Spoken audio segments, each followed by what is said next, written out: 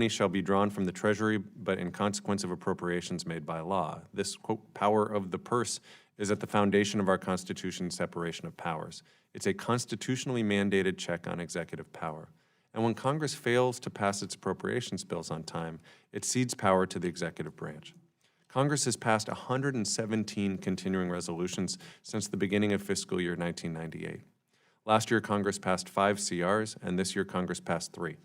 That's a lot of time spent dealing with funding decisions, but think of all the time Congress would have to focus on other legislative duties if appropriations bills were passed on time. Making decisions about how to allocate funding for federal programs is tough work, but it's Congress's job. The American people deserve a fully functioning government, and funding the government is arguably Congress's most important job. While the Joint Select Committee did not pass a bill, it produced a lot of important work that provides a helpful framework for thinking about reform today. Members of the committee engaged in serious discussions about what it would take to fix the budget and appropriations process, and many of the ideas that came out of those discussions are well worth considering. And that's our intent today, to talk about problems with the process and potentially areas of agreement that where both parties and chambers could find some common ground. And while we're focusing on the work of the Joint Select Committee, we don't need to limit ourselves to the recommendations that committee considered. And I'm looking forward to hearing a lot of ideas from our witnesses today, and I'm particularly grateful to our Appropriations Chair, Ms. Lowy, and our former Budget Chair, Mr. Womack, who tag teamed to lead that committee. I appreciate your leadership and work on it. And with that, I'll now invite our Vice Chair, Tom Graves, to share some opening remarks. Thank you, Mr. Chairman, and I thank Chair Lowy and Ranking Member Womack for joining us today, and our witnesses that are going to be with us and taking time to speak with us today. As co-chairs of the Joint Select Committee, I know you worked really, really hard to fix our current funding process, and I hope today you know that this hearing is proof that your work lives on. It was not for naught. We are going to work with you and continue building on your work from last year. This Select Committee has that opportunity and to build on your foundation, and so I'm glad you're here to be a part of this today. And I know that we all want to solve this, and hopefully today we can gather some ideas and advice how to tackle this complex issue. So when it comes to the current funding process in Congress, I think we all know we can do better. The American people, our constituents, they expect us to do better. And we're charged with this important responsibility of using taxpayer dollars wisely and effectively, and I look forward to our success as we move forward, Mr. Chairman. Each party and each chamber and each administration runs into this brick wall of this funding process each and every time, it seems like, over the last couple of years. And as one of our witnesses today, Mr. Owens, has illustrated to the Joint Select Committee last year, to y'all's Joint Select Committee, his quote was, "It's been more than 20 years since all appropriation bills were passed prior to the start of the fiscal year, and just 27% of senators have seen the process work, and for House members, it's only been 16%. So we have a lot of appropriators in the room today, myself and the chairman as well. And so I know this problem is personal to each of us, so as well as to our two at the panel here, obviously our appropriators as well. It's been tough for all of us to spend hours in markups and negotiations and then see our work get chewed up by the process. It's tough to see it discarded by a continuing resolution, and it's certainly tough to go through this year after year after year. So we all have different backgrounds, different perspectives, and different philosophies, yet what we have in common is that we are trapped in this broken funding process together. And I think today's hearing, in a bipartisan spirit where we get to pick up on the efforts that you left us with last year, hopefully we'll get a chance to fix this and get out of this broken cycle we're in. So thank you, Mr. Chairman. I look forward to the hearing. Thank you. Today we welcome the testimony of 5 witnesses, and on our first panel we have Representative Nita Lowy, the chair of the House Committee on Appropriations, and Representative Steve Womack, ranking member of the House Committee on Budget. Both served as co-chairs of the Joint Select Committee on Budget and Appropriations Process Reform, and I have great respect and admiration for both of your leadership, so thank you for that. And particularly despite this being a very busy week, Representatives Lowy and Womack have generously agreed to each provide 5 minutes of testimony. Once they finish, we'll give them back their precious time and move on to the next panel. So with that, Chair Lowy, you're now recognized for 5 minutes. Chairman Kilmer, Vice Chairman Graves, members of the Select Committee, I am pleased to join you this morning to frankly speak with you in a room that is very familiar familiar faces, and to be here alongside Ranking Member Womack, who served with me as the co-chair of the Joint Select Committee on Budget and Appropriations Process Reform in the 115th Congress. While concerns over a partisan process for Senate consideration prevented that committee from reporting out recommendations, House Democrats have used the first 9 months of our new majority to make important improvements to the budget and appropriations process. I'm very pleased to say that one of the most important changes that I advocated for in the Joint Select Committee, raising unworkable budget caps, was achieved on a bipartisan basis in July. Because of Speaker Pelosi's strong leadership, the Bipartisan Budget Act allows us to invest for the people and increase funding for education, health care, and human services. In addition, the Bipartisan Budget Act suspended the debt ceiling, removing this source of uncertainty for families, businesses, and communities across the country. However, as I recommended during the Joint Select Committee process, I would prefer to go further and completely repeal the debt ceiling. It serves no useful purpose other than to create opportunities for brinksmanship that threatens our nation's credit and the health of our economy. In addition to the Bipartisan Budget Act, we have also made important changes to House rules.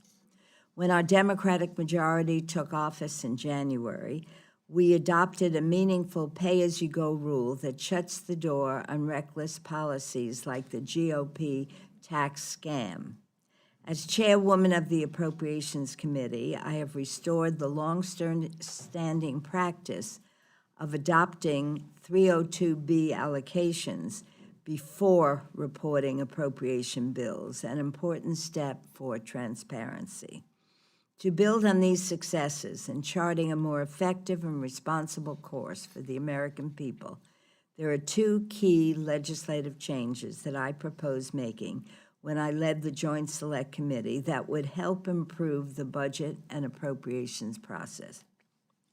Moving from an annual to a biennial budget resolution, requiring a resolution in the first year of each Congress, and providing appropriations allocations for both the first and second years of the biennium, and providing a mechanism to facilitate action on appropriations even if a budget resolution is not adopted, ideally by allowing for a concurrent resolution dealing with 302A allocations only.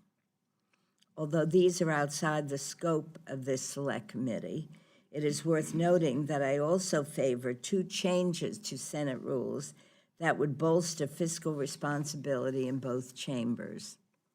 Restoring the Conrad Rule, a Senate rule that prevented reconciliation legislation from increasing the deficit in the first 10 years, and adding a new 60-vote point of order in the Senate against reconciliation instructions in a budget resolution that called for a net deficit increase. In addition, I support technical improvements to better handle cap adjustment items, change the process for calculating baseline projections of emergency spending, and expedite the administration's provision of full-year budgetary data to the CBO. However, even with these changes, the most important element to a successful budget and appropriations process is political will. I'm proud that our Democratic majority has shown that political will and taken our responsibilities seriously. That is why our chamber is far ahead of the Senate in processing appropriation bills this year. Finally, I'd like to discuss the elephant in the room, congressionally directed spending. This Select Committee on the Modernization of Congress is tasked with strengthening this institution. Nothing could strengthen the Article I branch of government more than restoring congressionally directed spending. It is imperative that Congress exercise its constitutional responsibility in determining how and where taxpayer dollars that we appropriate are spent.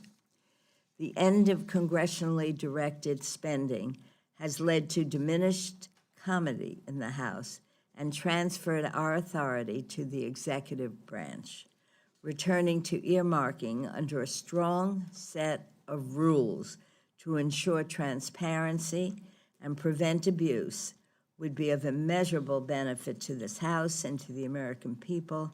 I hope that we can do so in the months ahead. Thank you for inviting me to testify, and best of luck with the Select Committee. Thank you, Madam Chair, and thank you for your leadership. Rep. Womack, you're now recognized for 5 minutes. Thank you, Chairman Kilmer, Vice Chairman Graves, members of the Select Committee. I appreciate the opportunity to testify before you today. I'd like to share some perspectives on the work of the Joint Select Committee on Budget and Appropriations Process Reform, which I was privileged to co-chair with the distinguished leader of the House Appropriations Committee last year. I look forward to a productive discussion. Many members of the House have voiced frustrations about the broken budget process. Our current process was written in the 1970s. It has been updated with very minor revisions on a few occasions. It does not align with the dynamics of the modern Congress, however. Last year, the Joint Select Committee was tasked with producing legislation to reform the budget process with an equal number of Republicans and Democrats and a supermajority voting threshold. That supermajority was 5 Republicans and 5 Democrats, 10 out of 16 members, but still a requirement of 5 members from each party. This structure guaranteed a consensus-driven product. We ultimately produced a bipartisan, bicameral package of reforms. Some highlights of the bill are moving to a biennial budget while maintaining annual appropriations and annual reconciliation, ensuring realistic deadlines for Congress to complete its budget and appropriations work, and requiring a joint budget committee hearing on the fiscal state of the nation. Why did we fail? We obtained bipartisan and bicameral support for a number of proposals, but the final vote didn't reach the required supermajority threshold. Some members voted no, some voted present. A number of those members indicated support for the underlying bill, but voted present due to an unrelated disagreement among Senate leadership. However, the final proposal was developed with input from all the members. The co-chair agreed to the base text, and additional amendments were added in the markup with a supermajority vote, some with a unanimous vote. Bipartisan ideas were found, and those proposals should continue to be explored by future reformers. Besides examining the budget and appropriation process, I was also pleasantly surprised that Republicans and Democrats in the House and Senate came into the deliberations to talk about the debt. To be clear, our group did not try to identify policies to reduce the deficit by a certain amount. What we did discuss extensively is the fact that Congress does not use its existing procedures to reduce the debt. We could use regular order or reconciliation, but we simply don't. Members expressed interest in a third route, perhaps one that is bipartisan and bicameral, with a debt to GDP as a target metric. Senator Sheldon Whitehouse, in particular, was a leader in provoking our thinking in this area. So what should this committee do now? Since it's football season, I'd encourage you to first get some first downs, rather than try to throw a Hail Mary like we do so often. The Joint Select Committee work product represents a bipartisan and bicameral step forward for incremental reform. Second, we should continue to focus on budget process, not budget outcomes. Outcomes are specific levels of funding or proposals to reduce the deficit by a certain amount. Process is how Congress determines how much to spend or how to determine what policies to enact to reduce the deficit. I'd like to see us modernize our procedures, which will hopefully set up Congress for success in the future, regardless of who happens to have the majority at any given time. My goal is to get something enacted into law that improves our process. I'm willing to work with both Republicans and Democrats in the House and Senate to try to do so. Finally, it's important to acknowledge the importance of the Senate in this puzzle. In that vein, I congratulate Chairman Enzi for releasing a series of budget and appropriations reform ideas earlier this summer. Before I conclude, let me just anecdotally say this. There's no better poster child for the challenge confronting the Congress of the United States of America than where we happen to be today on funding the government in the beginning of the fiscal year that is less than 2 weeks away. I challenge this committee and all willing participants in the Congress to find solutions that can put Congress back on the track of doing, arguably, our most important work. And I yield back. Thank you. I want to just again express my gratitude to you both. You're two of the busiest people in this in these marble buildings, and the fact that you were willing to give us your time and your wisdom, I'm very grateful for. So thank you. Thank you. And with that, we'll now move on to our second panel. Our first witness is Matthew Owens. Mr. Owens is Executive Vice President and Vice President for Federal Relations at the American Association of Universities, where he provides strategic leadership and management to the association's priorities. Mr. Owens also serves on the Leadership Council at Convergence, a nonprofit that convenes individuals and organizations with divergent views to build trust, identify solutions, and form alliances for action on critical national issues. In this capacity, he served on the Building a Better Budget Process project to address the often dysfunctional federal budget process. The project participants reached consensus on 5 proposals to improve the process that Congress uses to manage the $4 trillion annual budget. William Hoagland is a Senior Vice President at the Bipartisan Policy Center. In this capacity, he helps direct and manage fiscal, health, and economic policy analyses. Mr. Hoagland served 33 years in the federal government, including 25 years on the U.S. Senate staff. From 2003 to 2007, he served as the Director of Budget and Appropriations in the office of Senate Majority Leader Bill Frist. He assisted in evaluating the fiscal impact of major legislation and helped to coordinate budget policy for the Senate leadership. From 1982 to 2003, Mr. Hoagland served as a staff member and director of the Senate Budget Committee, reporting to U.S. Senate Senator Pete Domenici, chairman and ranking member of the committee during this period. He also participated in major federal budget negotiations, including the 1985 Graham-Redmond-Hollings Budget Deficit Reduction Act, the 1990 Omnibus Budget Reconciliation Act, and the historic 1997 Balanced Budget Agreement. And finally, Megan Lynch is a specialist on Congress and the legislative process in the Government and Finance Division at the Congressional Research Service. Her work focuses on the congressional budget process. Ms. Lynch joined CRS in 2007 as a Presidential Management Fellow, and prior to coming to CRS, worked for local government in Maryland and the Maryland General Assembly.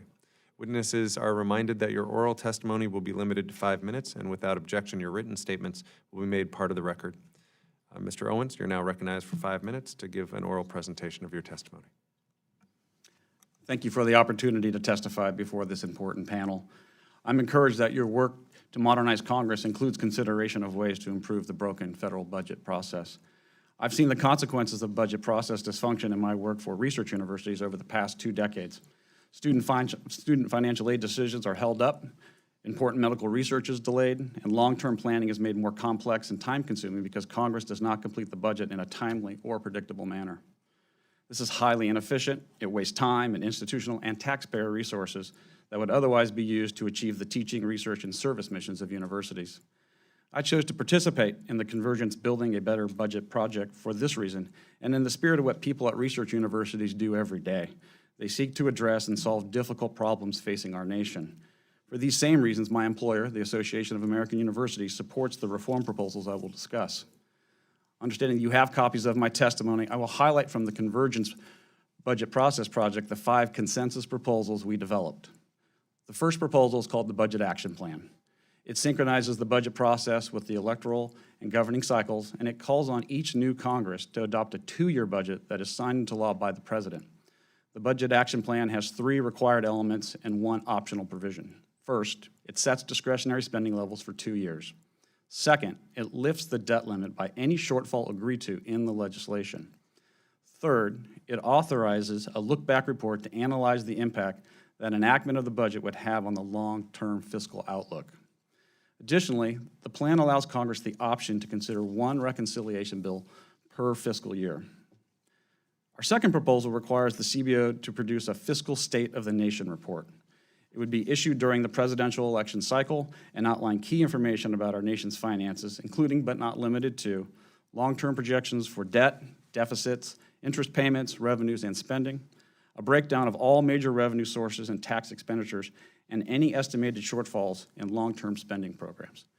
This report would be widely distributed and provide information in reader-friendly ways to allow non-Washington insiders to better understand the budget.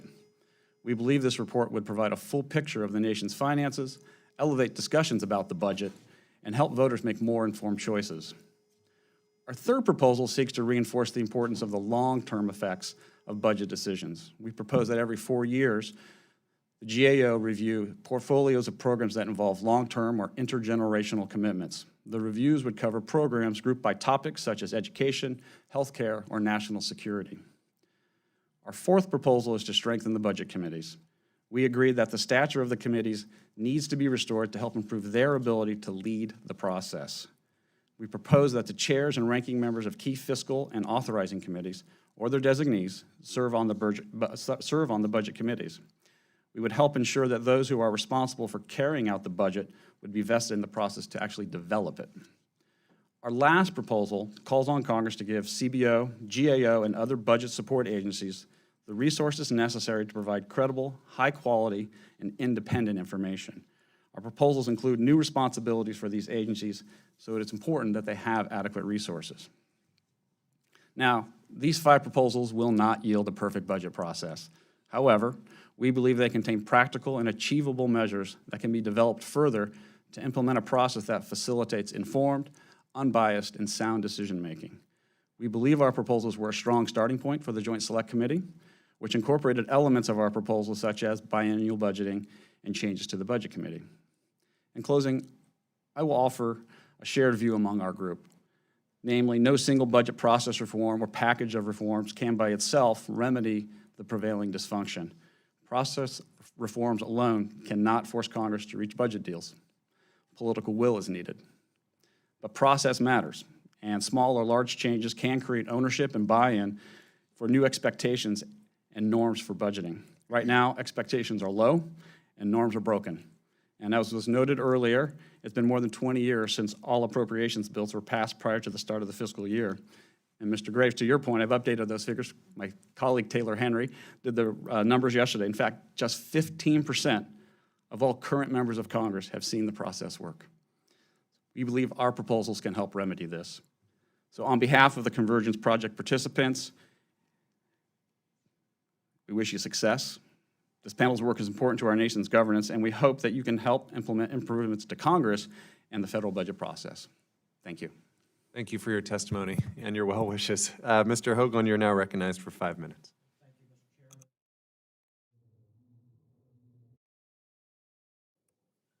Is it on now? Okay, apologize for that. The Bipartisan Policy Center congratulates and applauds the committee for the recommendations that you have adopted to date.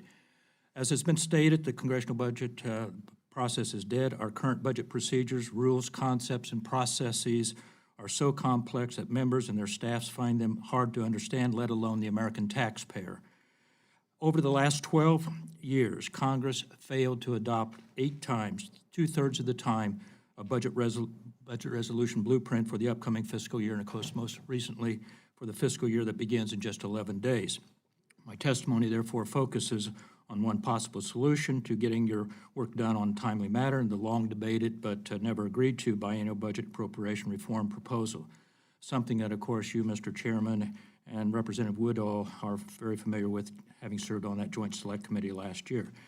At the outset, I must note also, Mr. Chairman, that Representative Delbaney, Newhouse, Brooks, and Pocan, that those states of Washington, Indiana, and Wisconsin joined 20 other states with functioning biennial budgets. As I look back over the history of the current Budget Act, as early as 1987, a bipartisan agreement between Congress and President Reagan was reached to setting 2-year caps on discretionary spending. This was followed with similar bipartisan agreements in 1990 and 1997. The The Budget Act of 2011, of course, set appropriation caps for 10 years through 2021, but those caps were adjusted in 2-year tranches by the bipartisan budget acts of 2013, 2015, 2018, and of course, most recently, 2019. In other words, 2 years seems to have become the operative time period for Congress to abide by any limits to discretionary spending.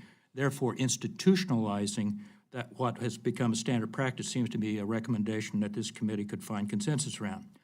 Over the years, my own thinking on this has evolved from not supporting to today supporting a split biennial budget appropriation process. The Joint Select Committee last year recommended, of course, the adoption of a concurrent budget resolution by May 15 of the first session of a Congress. The resolution, once adopted, would have established a biennial budget for the Congress, setting in place the top 302A for the following 2 years. But the House Appropriation Committee was then charged with reporting annual appropriation bills at each session of the 2-year biennium. I believe even if Congress could adopt a biennium budget by May 15th in the first session of Congress, it would still be difficult for the Appropriation Committee, both House and Senate, to complete action on all 12 appropriation bills before the beginning of the next fiscal year. That is why I would have preferred if the 12 appropriation bills were split into half, with 6 being considered in the first year of the biennium and 6 in the second year. I must note that the Select Committee proposal permitted a revision of the concurrent resolution anytime during the biennium and allowed for an annual appropriation bill to be triggered for each of the fiscal years. Here may be expressing my own ignorance of the Select Committee's thinking, but I am not clear how one would generate 2 reconciliation bills with 1 biennium budget resolution. The benefits of biennial budgeting process are real. The long-term planning horizon is developed, predictability, increased opportunity for oversight and authorization, greater flexibility to program managers to realign their resources, and increased time for program evaluation and performance review. A couple of final comments of skeptics of biennial budget process. Incentives are important for Congress to do its work. While debating the Select Committee, various incentive sticks, primarily prohibiting adjournment or expenditures on official travel if a budget resolution was not adopted by May 1. Those sticks were considered. However, no stick amendments were adopted. I must acknowledge, Mr. Chairman, that you and Mr. Woodall did vote for Senator Ernst's stick amendments in that committee. Further, the Select Committee proposal did not include any incentives other than the promise of completing appropriations on time. One suggestion is if the biennial budget appropriation is reached, Senate rules could be adopted to at least eliminate the filibuster on the motion to proceed to consider appropriation bills. Finally, one of the recurring criticism of biennial budgeting has been the argument that making accurate projection 2 years in advance is difficult. Nothing in the biennial budget process precludes funding or supplemental appropriations if needed for unanticipated and therefore unplanned emergencies. One off-year supplemental, however, is better from my perspective than having to do 12 appropriation bills each year. Let me conclude with what has already been stated, and so many times is stated in this: no process changes will make your decision any easier. Budgeting is governing, and governing is challenging. But I do believe if you want to find consensus on reasonable, doable reforms to the budget and appropriation process, biennial budgeting should be given serious consideration. Thank you, Mr. Hoagland. Ms. Lynch, you're recognized for 5 minutes. Chairman Kilmer, Vice Chairman Graves, and members of the Select Committee, thank you for inviting me. My name is Megan Lynch, and I am a specialist. I am a specialist on Congress and the legislative process at the Congressional Research Service. As requested, my testimony this morning will touch briefly on 2 subjects: the work of the 2018 Joint Select Committee and congressional rules and practices related to earmarks. The Joint Select Committee on Budget and Appropriations Process Reform was created in February of last year and was charged with developing legislation that would significantly reform the budget and appropriations process. As mentioned earlier, the committee's membership, as well as its recommendations, were required to be bipartisan. After about 9 months of debate and consideration, the committee's recommendations were included in a co-chair's mark, and the committee held a markup, during which additional recommendations were added as bipartisan amendments. The co-chair's mark, as amended, include recommendations that pertained almost solely to the budget resolution and the budget committees. On the budget resolution, the recommendations proposed moving to a biennial budget resolution as opposed to the current requirement for an annual budget resolution, and it preserved Congress's ability to use reconciliation annually. It included an optional path for a bipartisan budget resolution with special procedures in the Senate. Next, it included a revised timetable that would allow for more time for the development of the budget resolution. And it made changes to the budget committees. So in the House, for the House Budget Committee, it proposed eliminating term limits for House Budget Committee members, a proposal that was incorporated earlier this year into House rules. And in the Senate, it proposed expanding the Senate Budget Committee to include the chair and ranking members of the Senate Committee on Appropriations and the Senate Committee on Finance. Last, it would have required the House and Senate Budget Committees to hold a joint hearing on the fiscal state of the nation. So while not included in their final recommendations, the committee debated and considered many budget process reform proposals, and that included a proposal to lift the earmark moratorium. Earmarks are generally defined as any spending or tax provision that would benefit a specific entity or locality and are included in legislation at the request of a member. While House rules use the term earmark, this is also sometimes referred to as congressionally directed spending. In the early 2000s, earmarks began to receive more scrutiny, and to address growing concern, in 2007, the House and Senate adopted new chamber rules with the stated intention of bringing more transparency to the earmark process. Those rules, which are still in place, essentially require three things. First, they require that earmarks included in legislation and committee report language be disclosed. Second, they require that committees compile and maintain earmark requests. And last, they require that any member requesting an earmark certify that they have no financial interest in the earmark. In addition to these rules, the committee adopted practices that, among other things, sought to limit the recipient of earmarks and the purpose of earmarks. Ultimately, in 2011, the House and Senate began observing what has been referred to as an earmark moratorium or an earmark ban. This earmark moratorium is not in law, nor is it in House or Senate rules. Instead, it is enforced by committee leadership and chamber leadership through their agenda-setting powers. Some members have proposed a re-examination of the earmark moratorium. That concludes my remarks. Thanks again for inviting me, and I'll look forward to answering any questions you might have. Thanks very much. Appreciate your testimony, and amazed that you didn't look down. That was impressive. I now recognize myself for 5 minutes for questions. And I wanted to start with Mr. Hoagland. You know, I think, so biennial budgeting, it seems like it's been a perennial issue. It seems like it comes up over and over again, and yet here we are with an annual process. Why have previous attempts to implement biennial budgeting failed, and why is this so hard? I think, first of all, with all due respect, I was a Senate staffer for many, many years.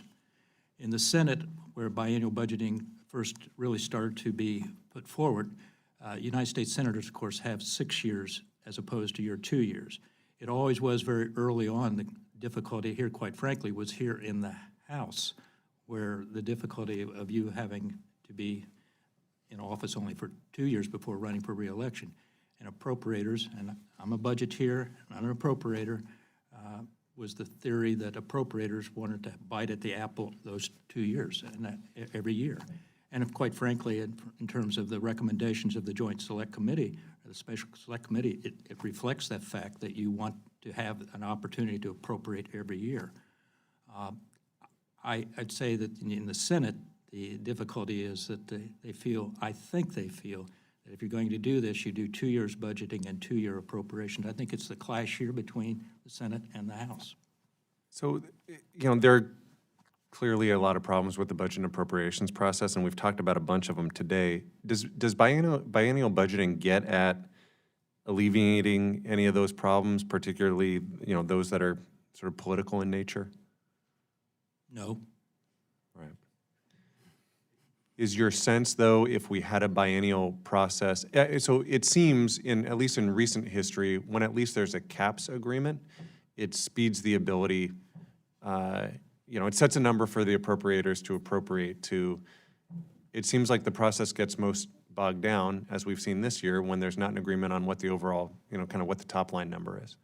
Yes, that clearly. I think getting the 302A early The reason, in my testimony, the reason I'm concerned is that you first of all have to adopt a biennial budget. And I respect the fact that the Select Committee moved the adoption date to the 1st of May from April the 15th. But even if you were able to get a concurrent conference agreement, concurrent resolution on the top line between the House and Senate by May 15th, that gives the appropriators very short time to get their work done, quite frankly, less than 4 months. Not only just adopting and reporting it, as we've seen, when you take the 302As and break them down into the 302Bs, that's when I think you start to slow down the process dramatically. So, That's helpful. The final question I have, I want to address to all of you and get your sense of this. And I would say that the concerns I'm going to raise are without regard to who's in the White House and which party's in the majority or minority in Congress. But I think it's clear we've seen a real erosion of congressional authority and power. Under the Constitution, Congress is given the power of the purse, and those powers have eroded. We've seen more aggressive rescissions, regardless of administration, the ability to spend substantial amounts of money, even on things to which Congress hasn't appropriated, which obviously is in the news quite a bit lately, and decisions being made by unelected folks within the executive branch rather than decisions being made by elected legislators. So what has Congress given up? I'd like to get your sense of, one, what has Congress given up? Two, is it a problem? What Congress has given up, is that a problem for the American people? And what would you do about it? Go ahead. Happy to start. Again, thinking about the convergence discussion, I think, yes, it is a problem. And Congress has given up some of its institutional authority in all of this. For many of the reasons you just said in your question. At the end of the day, we do have Congress not, frankly, taking ownership of some of its oversight responsibilities and funding the government and digging deeper. Just in my limited career of little over 20-plus years, I've seen that erosion time after time, where I used to be called in and talk with committee staff about what's going on in these programs for student financial aid. Those conversations don't happen nearly as often as they used to by the appropriators, or especially. There just isn't time because they're too busy fighting about what's going to be the next allocation, what that appropriation will be. And that was a pretty much common sentiment among my colleagues in the convergence better budget process dialogue. Anybody else want to take a crack at that? Mr. Chairman, I would suggest that the Congressional Budget Impoundment Control Act of 1974 grew out of another crisis at that time, which was President Nixon impounding money. The whole essence of that act was the power that was being taken away from Congress by his ability to impound.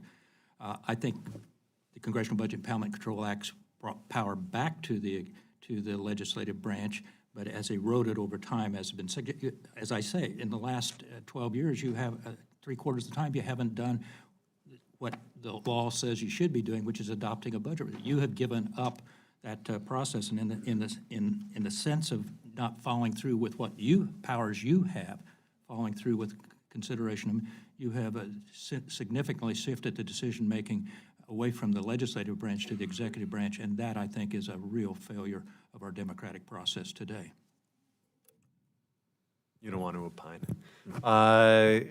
I'm over time, so I may come back with some more questions in a second round. But let me now recognize Vice Chair Graves for 5 minutes for questions. Thank you, Mr. Chairman. Thank you to each of you for your thoughts and testimony today. Just a couple of questions from me. We had the co-chairs of the Select Committee on Budget Reform before us. Our understanding is there was a recommendation package. Obviously, they couldn't get the votes necessary to pass it out.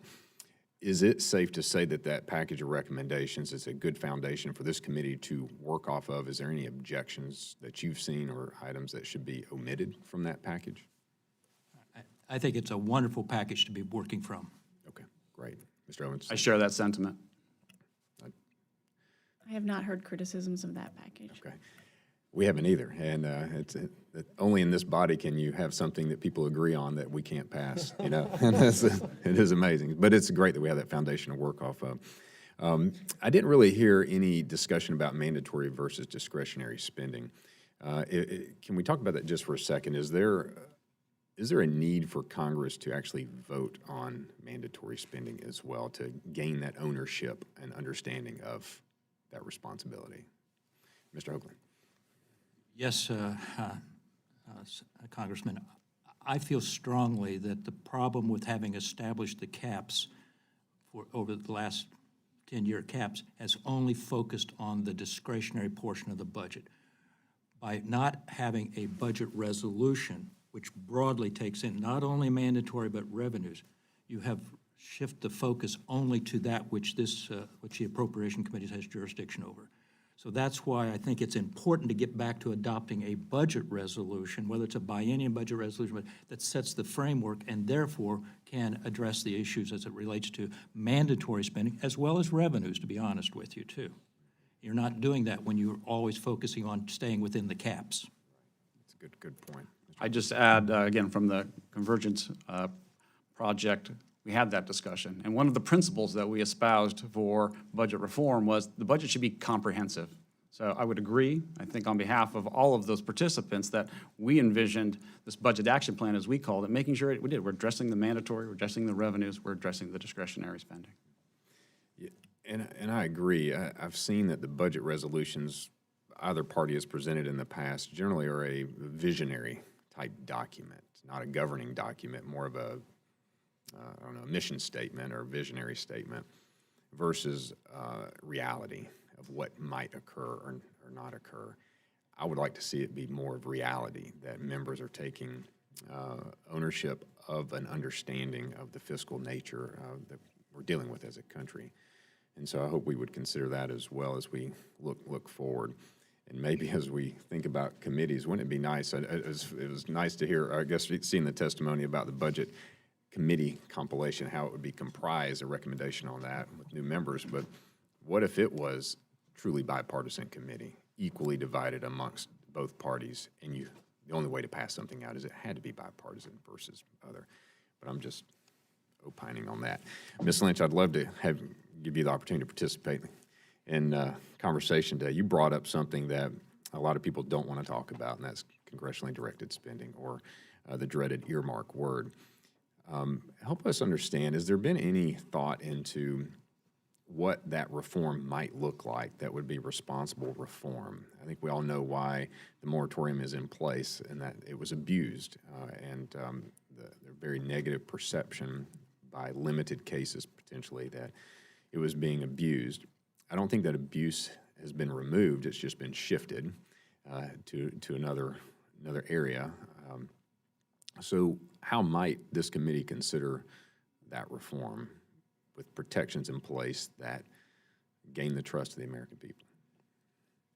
Thanks for that question.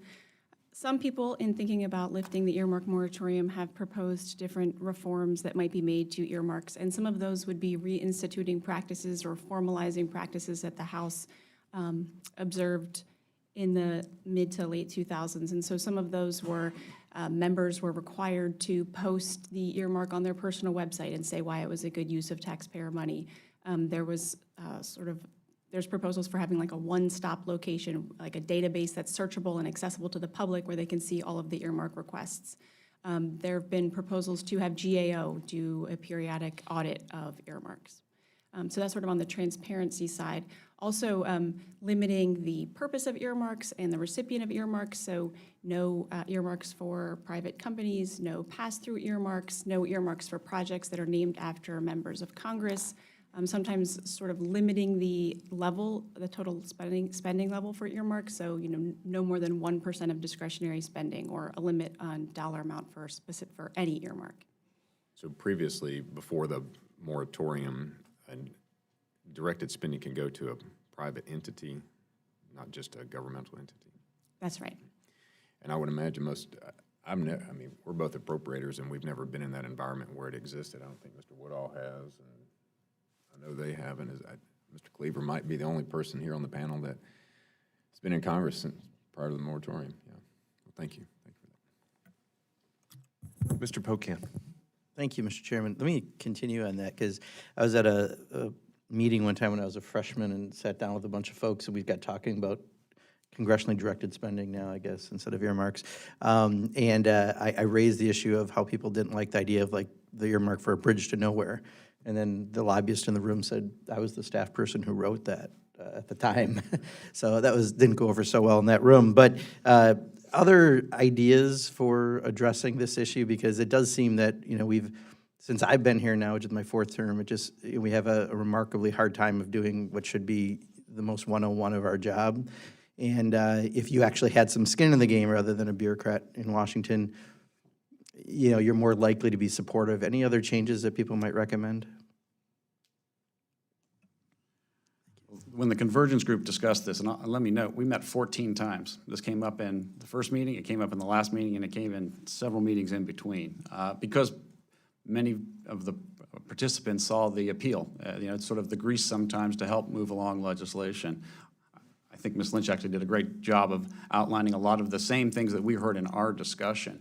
While we didn't reach consensus on this, and that was the threshold for our report, what we found was there was a lot of interest that if earmarks were to come back, they absolutely had to be transparent.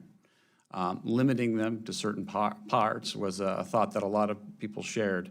That way, there would be less opportunity for people to be abusive with those that were a lot of the concerns in the past. So that's just a flavor of the conversation where we came out. Mr. Pocan, I don't know if I have a recommendation, but I want to make an observation back to the chairman's comments about what has Congress given up. It's always struck me, and I did work for a budget committee chairman for many years, but he also was an appropriator. And always what bothered me was that when those explanatory notes came up to the Appropriation Committee from the executive branch, they are earmarking. They are earmarking, and you're excluded from doing that. I thought that was an unfair balance of a responsibility. Appreciate that. Let me also ask a question that Ms. Lowy brought up, and another one that I've just always had a question on the debt ceiling. It seems like it's when I explain it back home, I say that, we've appropriated the money, we've, bought the item, we've written the check, but we're not sure if we're going to drop it in the mailbox to pay it, which seems a little illogical. Can you guys address the debt ceiling issue? I dealt with, my time up here, I dealt with a number of these issues. Graham Redmond Hollings, quite frankly, grew out of increasing the statutory debt limit above $2 trillion in day of 22. I think that there are recommendations that were particularly recently in the Senate where upon the adoption of a biennial budget, you're going to have a 302As that are kicked out. At the same time, kick out an automatic increase in the statutory debt limit consistent with what's in that biennial budget so that you're dealing with it once and it's consistent with what you've adopted overall in terms of the biennium budget. That was absolutely the consensus view of the Convergence Group. I mean, to use your analogy, as soon as you write the check, you're making a commitment. Call it a credit card, call it a check, whatever it is. We're making that commitment and shed light on that and know that you're borrowing or you're not. And then let me ask one that's maybe outside the purview of the committee, but just something I often bring up, and I used to be on the committee, so I'm not trying to trash the budget committee, but I don't know if I really understood the purpose of the budget committee, and I was on it for 2 sessions in the current area. Is there a way to streamline the process that you wouldn't have to have a budget committee, or are you all saying, no, we still need to have a budget committee? Well, our group was very tempted to recommend eliminating the budget committees for some of the reasons I think you're articulating.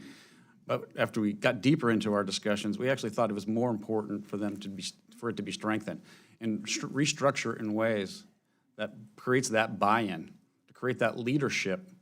So if you had the chairs and ranking members of all of the committees that are authorizers or that have some fiscal responsibility, you could do what we talked about earlier. Make that budget document comprehensive, have real input, put that ownership there, and allow that to lead. Without a budget committee, whose job is it? Mr. Pecan, I was a staff director of the Senate Budget Committee for many, many years. Obviously, I'm biased, and it worked in the early years, and it worked largely because of what has just been said. The makeup of that committee early on, in fact, was to have the chairman of the Appropriation Committee, the ranking member of the Appropriation, the chairman of the Finance Committee, the chairman, ranking member, those major committees of jurisdiction. I would modify that in years in which major authorizations are coming up, such as an agriculture bill. You would have the chairman of that.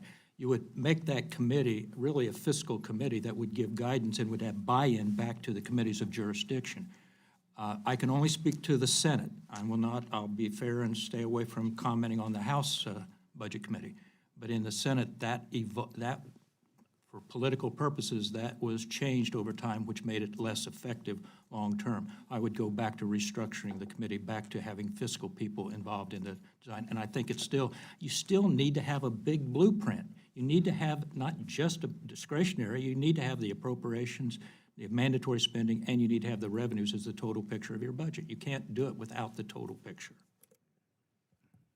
I would just add that for most of Congress's history, there weren't House and Senate budget committees, and that the purpose of creating those committees was that other committees have jurisdiction over certain programs, but there wasn't a committee that had jurisdiction over looking at the budget as a whole. And the Budget Committee were also created to be enforcers of the budget resolution and budget rules. Thank you very much. I went over time. Appreciate it. Thank you. Next up, Mr. Woodall. Thank you, Mr. Chairman. I'm thinking about the timelines. It seems like we got a 2-year budget deal in February of 2018, which gave us full 7 months before the end of the fiscal year, and we were the most successful Congress in the last 17 years and only got 5 out of 12 done. And yes, when we were on the Joint Select Committee, we were trying to move those timelines around. Tell me why, particularly from the convergence recommendation, that we're going to do this right out of the gate. I've got all of these freshmen who've just been elected making all sorts of promises. Their very first vote in Congress is to do a 2-year deal on issues that they don't yet understand, automatically raise the debt limit that they've just promised not to do, and on and on and on. Why is it the first year of the 2-year Congress that we're all focused on passing budget resolutions, whether they be 1-year or 2-year resolutions? If we're going to do a 2-year resolution, why isn't it the second year of the Congress when folks have their feet wet and then can get us through what are sometimes sticky election years there where politics come in even more than normal? Mr. Owens? Thanks for that question. We in fact did wrestle exactly with that question. A couple thoughts come to mind from our discussion.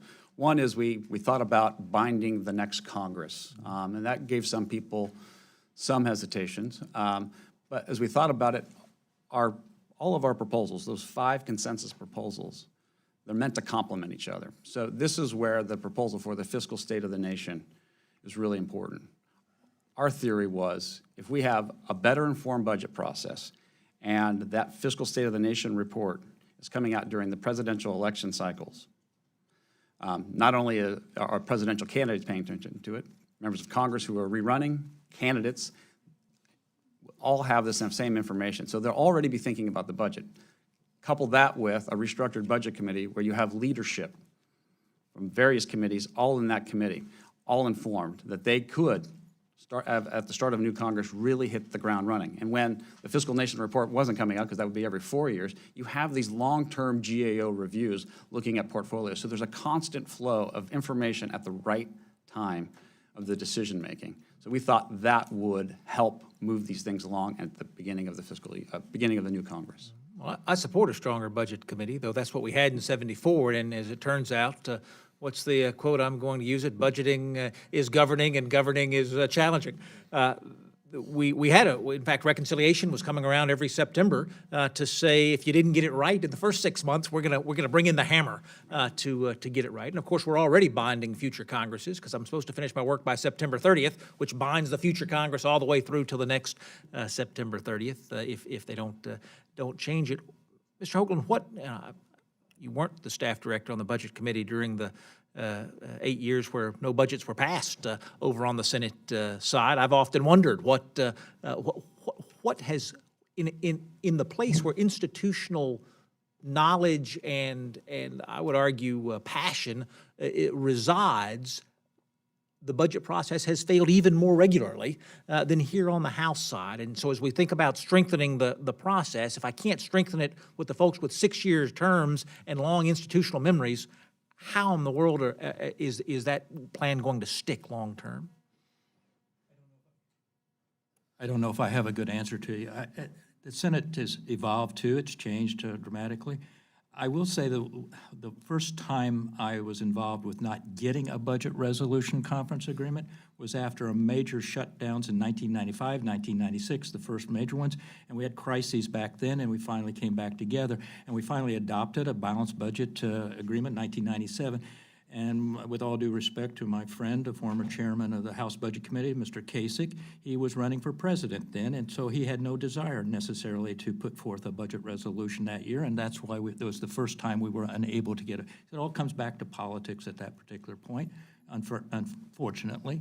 So I don't know that we can change your system here the way that would assure it, but it was working back in those days with leadership. And I think leadership at both in the committees, both appropriations and budgets and the major funding, ways and means and finance. And I think that's what you need here. You need to have buy-in from the leadership to get this thing to work. Ms. Lynch, thinking about efforts to try to achieve some of those goals, it seems a little odd to me that we talk about strengthening the budget committee in the same way, in the same breath that we talk about having the budget committee meet less often and do less work. But if it's serious work, then it does have a lasting effect. As we think about reforms that the Congress has looked at historically, do you see that regularly? We're going to strengthen and do less, as opposed to we're going to try to do more. I would say that some proposals that I've seen that sort of speak to this contradiction are the ideas that maybe you want to have a budget committee that just has a maybe altered membership, and so many have proposed having sort of it be a leadership committee so that you have the buy-in on the committee, so that the budget committee is not doing the work, reporting the budget resolution, and then doesn't have support of the chamber.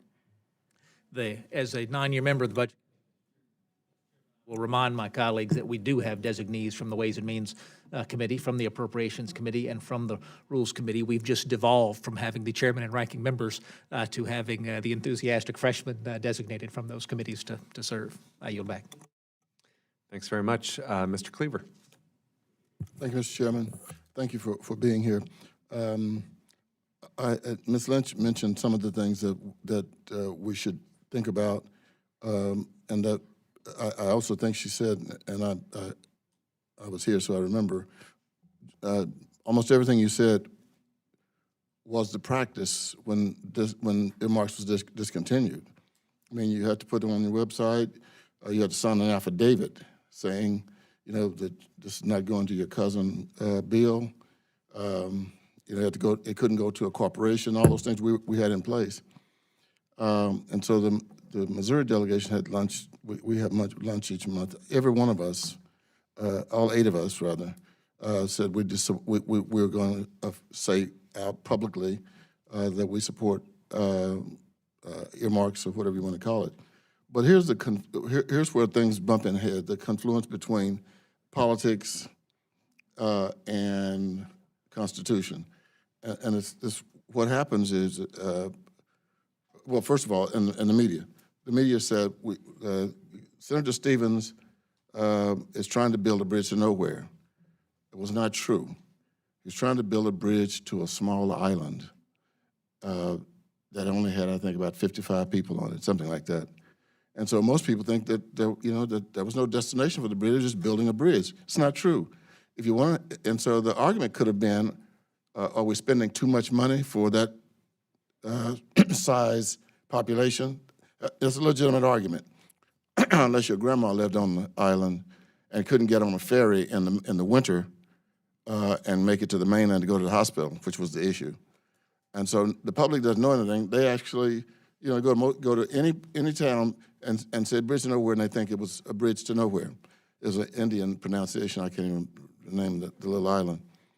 And so that's the press started, and then we jumped right in and started doing it for political reasons. The thing is, I don't know if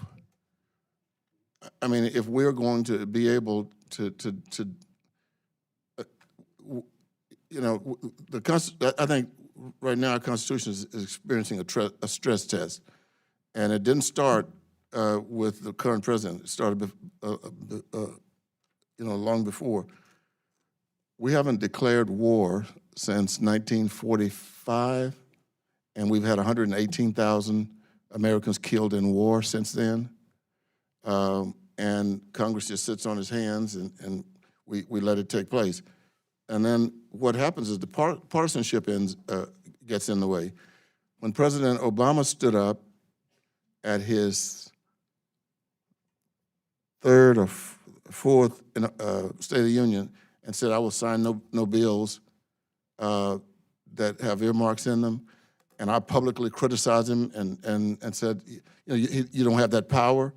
And then so some Democrats came, you can't do that. This is the president. Well, he was wrong. Well, we know he's wrong, but we can't criticize. So what has happened is the party that's in power in the White House, they'll go along with the extraction of the constitutionally awarded power of the House. We're giving it away because nobody wants to criticize the president if he's or she's one of them. And so that's how it has eroded. President Obama said, I'm not going to sign any bills. We should have stood up, everybody, and said, no, this is wrong. You can't do it. But we didn't do it. And so, now we assume that we're not supposed to do it. And so, you got politics, you got the press, and you got, this poisonous political stuff that says we don't criticize someone in our own party. So can we actually deal with this issue, in terms of some kind of legislation? I don't think so. I mean, I think it's an issue of the heart and the mind, and that we have to deal with on whether or not it's right and wrong. And right now, we're in this position because every president for probably the last 55 years has taken just a little and a little and a little and a little. And we're going to rue the day when we wake up one morning and find out we only have 2 branches of the government. And we're barely 3 right now. I didn't intend to go off, but I'm furious about this stuff because we're giving it away and we're watching it. We're watching it in real time, and we have a kid bond bridge in Kansas City. I was mayor. I was pushing, name this kid bond. I talked to him last Friday. Senator Bond never asked anybody to do that. And so because we needed it desperately, I thought, I'm the mayor of this town. It ought to be Kid Bond. We're going to name it, George Brett or after the quarterback, Len Dawson. So, let's, anyway, thank you.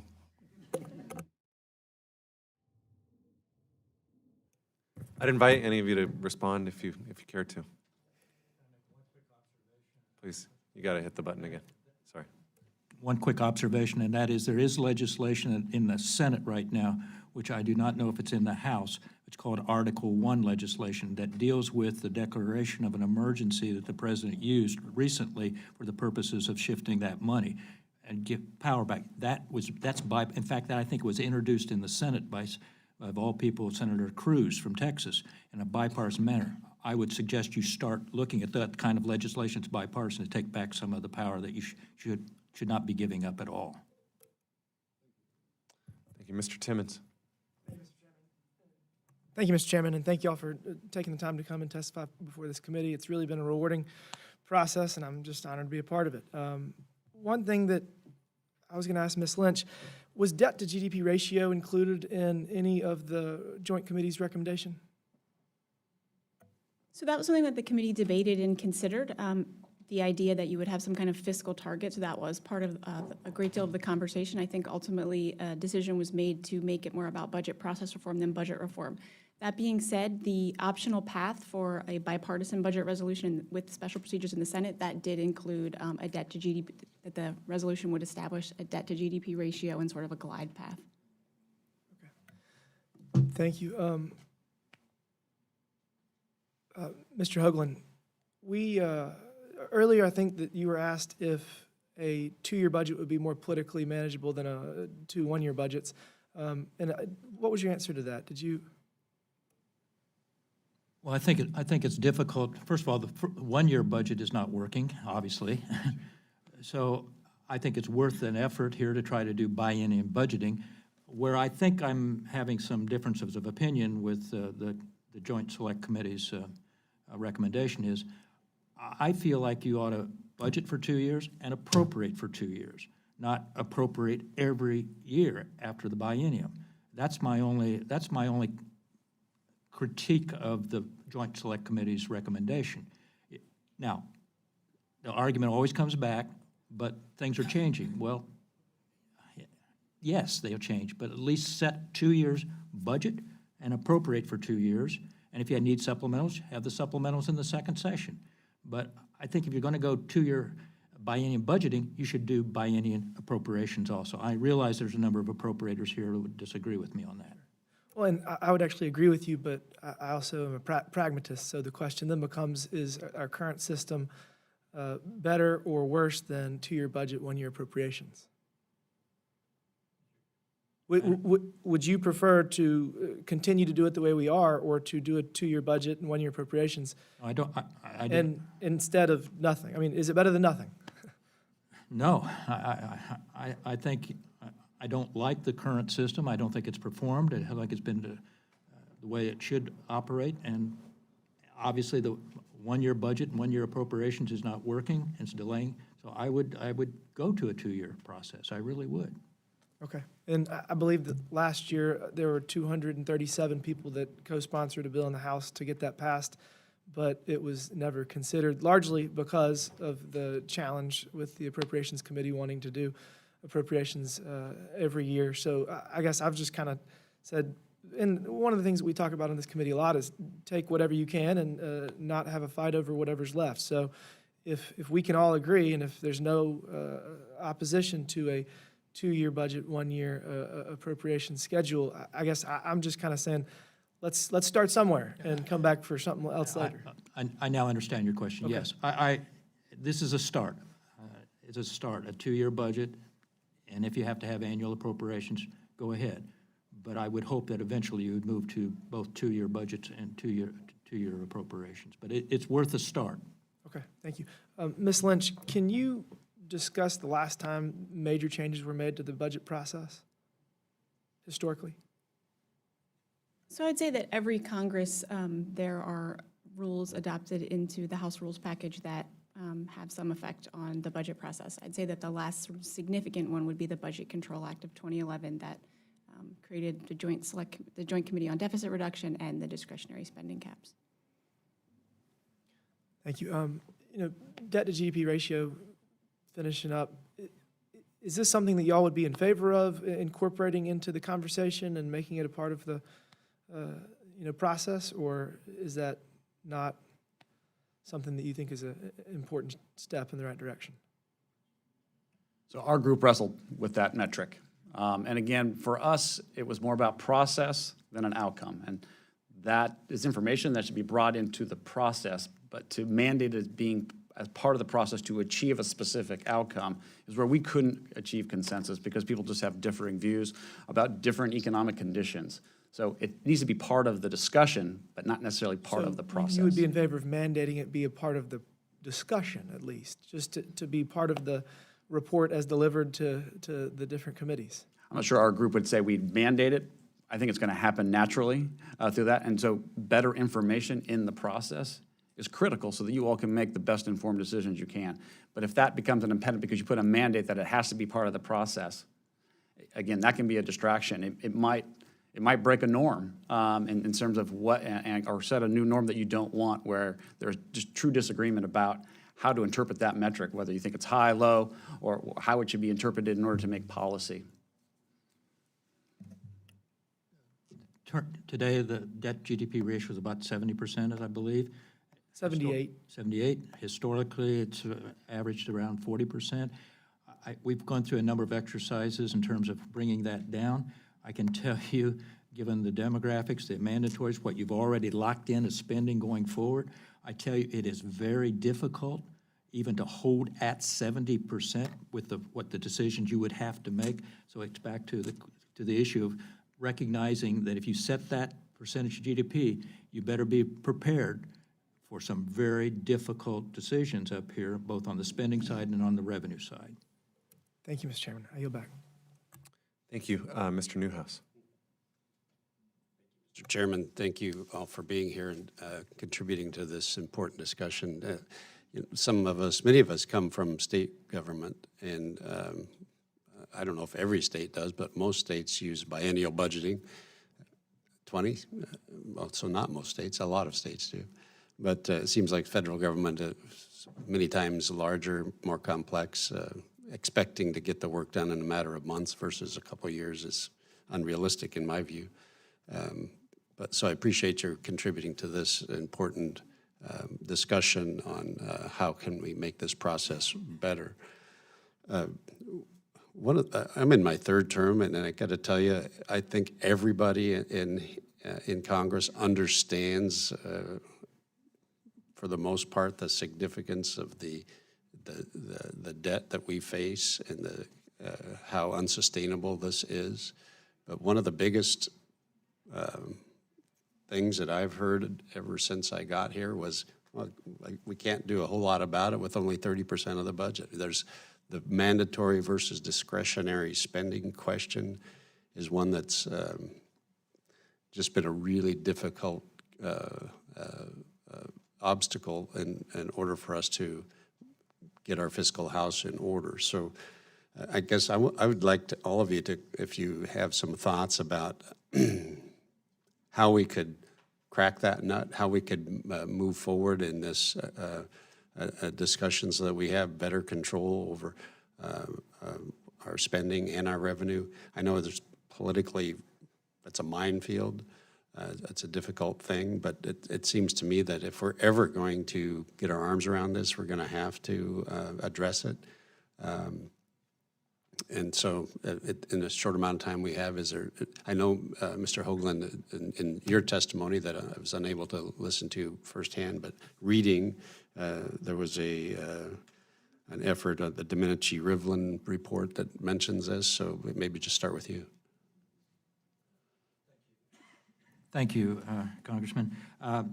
Yes, Domenici-Rivlin had 10 major recommendations. First of all, was biennial budgeting and appropriating, but also was to do the total budget, as you say, not just focus on the 1/3.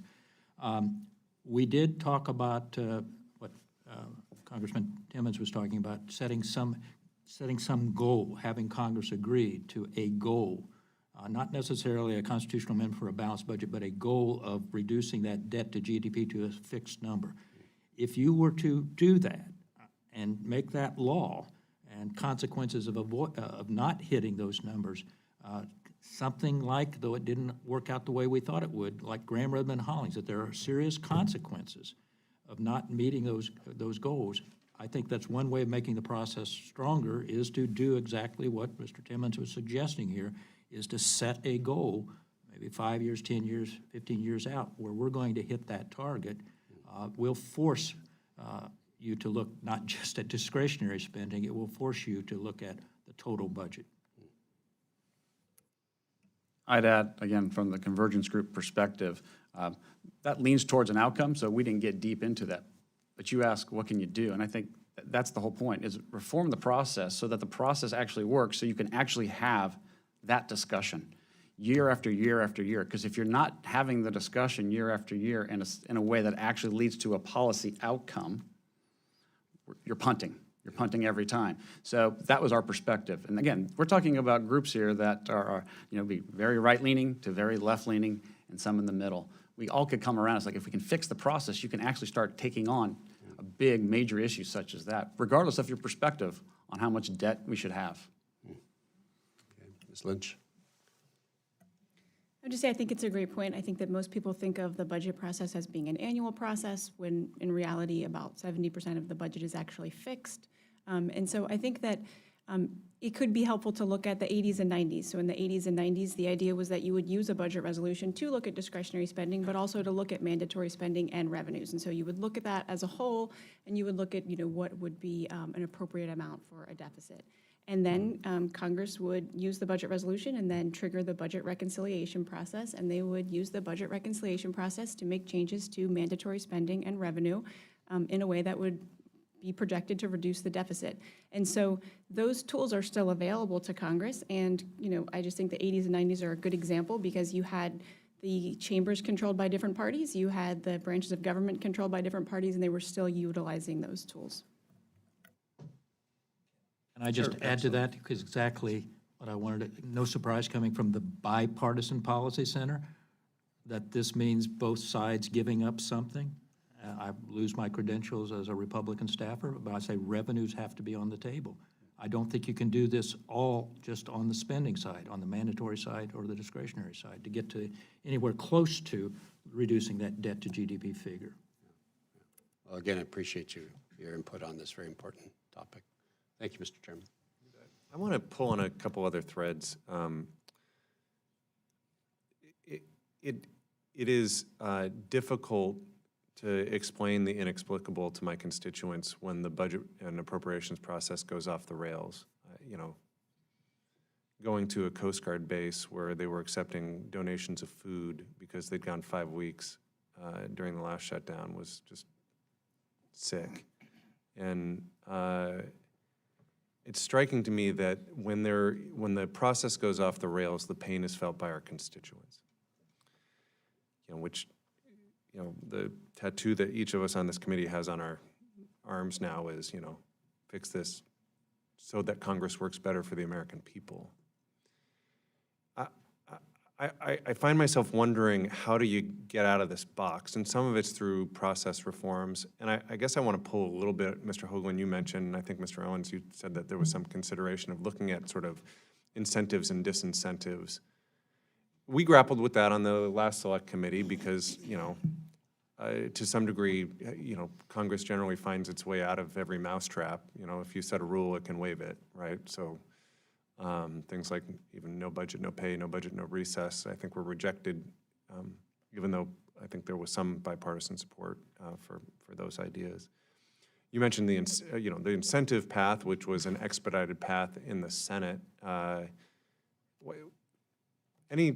are we not thinking of? Are there other threads that we should be pulling on there, either on the incentive, disincentive, so that, it's striking because this is just about Congress doing its damn job, and it's painful to me that we even have to have a conversation around, like, is there a forcing function to get Congress to do its job? But Again, thank you, Mr. Chairman. One of the proposals that I have warmed up to over the years is if you can't get your work done by the beginning for those constituents, for your Coast Guard constituents out there, an automatic CR. Upon failure to reach that point, it's automatically a continuation. Write it into the law. It's automatic. You don't have to pass another CR. It's automatic. The incentive, the criticism, of course, is that those who want to hold down spending will just say, we'll always just have an automatic CR.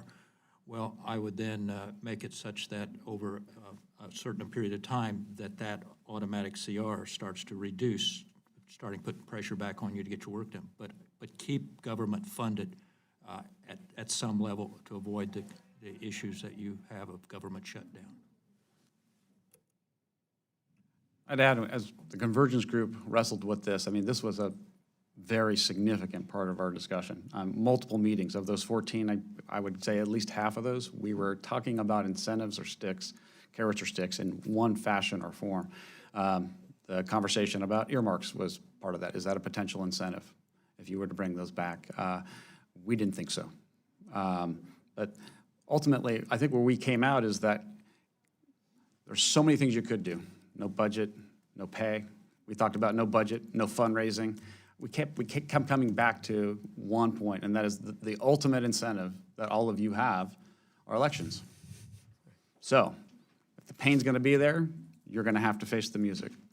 If you're going to get the budget done, you're going to face the praise, and time again. So again, the way we thought about it is better information, really putting this on the consciousness of the American people, putting it there and forward. And if you all could come up with your own rules, because you understand each other better than we could, about this is what incents us to get our work done, or this is what will punish us in a way that it's going to create so much pain that among ourselves that we'll actually do it, we thought that really is left best to your hands. Ms. Lynch, is there anything on the menu that we haven't talked about? I'd say that obviously the different budget process proposals that are out there, that are many and broad, I think that in thinking about this, and I know that you are thinking about this, is sort of like, what is the problem? What's driving this problem? And so any reform proposals would, of course, be related to what it is that people believe is the problem. Can I ask, Mr. Owens, you mentioned the provision around the fiscal state of the nation, and I just want you to speak more to that. That's something that in sort of a revised way, the Joint Select Committee passed a recommendation on with unanimous support. But can you speak to that and what value you see in that specific reform? Thank you. This one generated a lot of discussion among the convergence group. Again, the principle being having a very informed budget. It was sort of like great information at exactly the right time in the process would really, really help. And it would be sort of the seminal document, so that it's not just you all receiving the Medicare trustees report, the Social Security report, the CBO estimate for this. It all gets packaged in one place, and that constituents get to see it. All of you as policymakers get to see it. And if the way we envisioned it, if it really had that strength and simplicity to convey some very complex information, this is something the media would pick up, and they would be anticipating it every year. And then in your town hall meetings, in your election debates, in the presidential debates, questions are going to be asked. What's your plan for what is the fiscal state of the nation? And time again, folks will be on the hook to have to be able to respond to that in a way.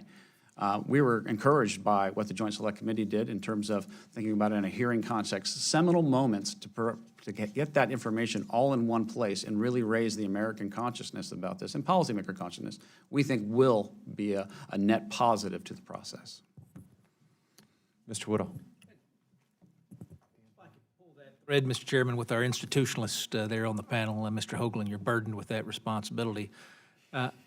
There is a difference to me between producing all of that information, and if I'm aggressive, I can find all of that information.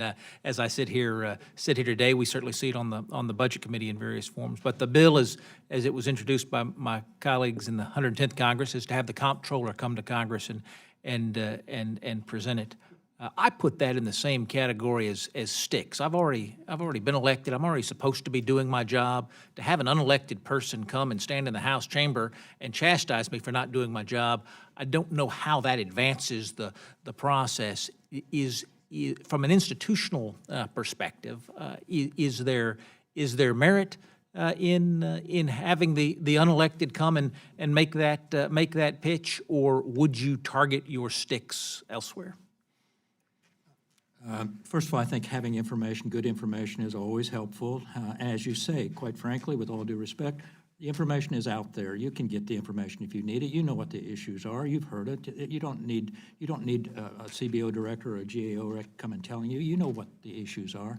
So with all due respect, I'm fine for giving more information, but I don't think that really will change things that much. I think you really need something that's harder than just here's the information and chastise you and you have a red face if you don't follow through. I don't see that is going to change anything out there fundamentally in terms of your decision-making process. So I would have much harder sticks. I would have an automatic CR that then cuts if you're not getting your work done, and really have some pain back on you. Mr. Chairman, interesting to have a discussion about how to inform our bosses as aggressively as we're informing ourselves. I appreciate that the Convergence Group came to the conclusion that we are supposed to throw the bums out every 2 years if they're not doing their job, and if we're not getting the right information out to the folks who are making those decisions in November, perhaps there are ways we could do a better job of that as well. I yield back. Thank you, Mr. Chairman. I'll just mention, we thought about, in the last Select Committee, there was some discussion about the auto CR. This is one of those where my opinion changed the more I thought about it. Because again, there's sort of unintended consequences no matter which direction you go, right? There's a potential unintended consequence. Again, if you do a auto CR with, as you suggest, sort of a deflator, you know, if that may serve the interests of some to just never pass a budget or a real appropriations bill. You could do it with an inflator, and that would serve the purpose of others to never pass an appropriations bill, right? So I think it's tricky. Ms. Delbene. Thank you, Mr. Chairman, and thank you for being here, to our witnesses for being here. I'm sorry I'm joining you a little late. I just came from another hearing. You know, I know some have talked about this a little bit before. We were definitely founded as a country on the idea of making sure we have a separation of powers, our three branches of government. Over the years, Congress has provided, I believe, too much discretion to the executive branch to carry out our laws. It's been a convenient tool for administration after administration. It allows the folks not to have to work with Congress. Power can be misused for their own agenda. So according to the Brennan Center for Justice, there are currently 123 statutes that enable the president to make policy in particular areas without going through ordinary lawmaking processes upon the declaration of a national emergency, for example. I feel it's imperative that a priority of our select committee to figure out how we make sure that we take back Congress's legitimate powers. The legislative branch's power over the purse strings is one of those primary checks and balances on the actions of the executive branch. And so, Ms. Lynch, I wanted to ask you, what do you think are some of Congress's options to make sure that we restore that power that we've let go? Your mic might, yeah, there you go. What I can say about that, I think, is that many people have argued that new budget process components that have been implemented in the last few decades have given more power to the executive. So the idea that the Impoundment Control Act, yes, it limited the president's ability to impound money, but some would argue that that it gave the executive permission to withhold that money for a while that they wouldn't have otherwise had. Sequestration, people have pointed to as being a way of giving more power to the executive to enforce different budgetary decisions. And then also some have argued that the elimination of earmarks has instead put that power with the administration. So I guess I would say that looking at some of those issues and thinking about maybe how to reform those. But if we look more broadly in terms of those specifics, and if anyone else has feedback too, there's those specific issues, but I think there probably is operational efforts, and maybe you've talked about these a little bit already, that we need to do so that we are also making sure things are moving and making the decisions we need to make in a timely fashion. Yes, Mr. Hoagland. Congressman, I would, when you were out, I suggested there's a legislation called Article 1, which would restore the national security declaration, would give power back to you to be able to overcome that. But I have another suggestion why you might want to think about it particularly, and that is that you make the law specific that no rescissions can be submitted to Congress 60 days prior to the end of the fiscal year. We had a situation here just recently where there was a possibility that there was effectively a way in which the president could submit rescissions that would that you would not have an opportunity to act on. So I would change the law to make it certain that rescissions could not be submitted within 60 days of the expiration of the fiscal year. And Ms. Lynch, on a slightly different note, what do you think this select committee's biggest takeaway should be from the joint select committee's work? So as a representative from CRS, we obviously don't make policy recommendations. I think that some of the takeaways for myself in observing that committee was that you really did see some maybe odd bedfellows, is a way of putting it, in terms of bicameral relationships and bipartisan relationships, and those did seem to ultimately lead to the recommendations that were included in the co-chairs mark and were included in the amendments. Anyone else have opinions on that too? I think the biggest takeaway I took was biannual budgeting has a lot of resonance, both chambers and both parties. And I think there was a recognition that we could do better with respect to informing policymakers and the public. That was one of the other elements. And then lastly, that there are some changes that could be made to the Budget Committee to strengthen its hand in order to lead the process. Thank you. I'm just about out of time, so thank you, Mr. Chairman. I yield back. Thank you. Mr. Cleaver, did you have another question before we wrap? 30 seconds. It's called the Gravana Island Bridge, and Ketchikan, Alaska. Thank you. With that clarification, I'd like to thank our witnesses for their testimony today. I also just want to acknowledge and give gratitude to the committee staff for the hard work they do in putting together these hearings, and as well to the Appropriations Committee for letting us use their glorious room. Without objection, all members will have 5 legislative days within which to submit additional written questions for the witnesses to the chair, which will be forwarded to the witnesses for their response. I ask our witnesses to please respond as promptly as you are able. Without objection, all members will have 5 legislative days within which to submit extraneous materials to the chair for inclusion in the record. And with that, again, my gratitude to all of you for participating and all the members for showing up. And with that, this hearing is adjourned. Thanks, everybody. Thank you. It's great to see you, though.